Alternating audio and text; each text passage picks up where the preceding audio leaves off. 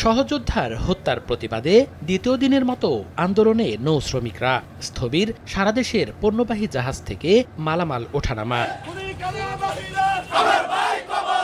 চাঁদপুরের মেঘনায় জাহাজে 7 খুনের প্রকৃত কারণ উদ্ঘাটন, নিহতদের পরিবারকে আর্থিক ক্ষতিপূরণ, নৌপথে জলদস্যু, চুরি ডাকাতি বন্ধ এবং ন্যায্য মজুরির দাবিতে শনিবারও চাঁদপুরে কর্মবিরতি পালন করা হয়। পদ্মা, মেঘনা ও ডাকাতিয়া নদীর বিভিন্ন স্থানে পণ্যবাহী নৌযানগুলো অলস পড়ে রয়েছে।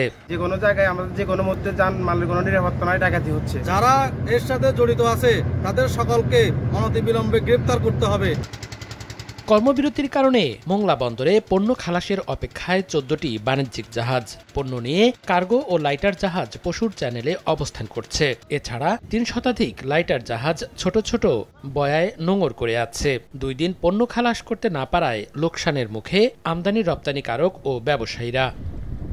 সিরাজগঞ্জে বাঘাবাড়ী নৌবন্দরেও চলছে একই কর্মসূচি। বন্ধ রয়েছে পণ্যবাহী জাহাজ চলাচল, পণ্য লোড আনলোড সহ সব কার্যক্রম। বিপাকে পড়েছেন বন্দরের ব্যবসায়ী, শত শত ট্রাকের চালক ও শ্রমিক। কর্মবিরতি চলার কারণে ডেইলি লেবার যারা কাজ করে, খেটে খাওয়া মানুষ, তাদের কোনো কাজকর্ম নাই, তারা খুব বিপদে আছে। ঘাট বন্ধ আছে, আমরা নানান জায়গায় মাল নিয়ে যাই, সেটা আমরা যাইতে পারতেছি না। পার্টিরা ফোন দিচ্ছে, আমরা মাল নিয়ে যেতে পারতেছি না। এর জন্য আমাদেরও সমস্যা, ওনাদেরও সমস্যা। দাবি আদায় না হওয়া পর্যন্ত কর্মসূচি অব্যাহত রাখার ঘোষণা নৌ শ্রমিকদের।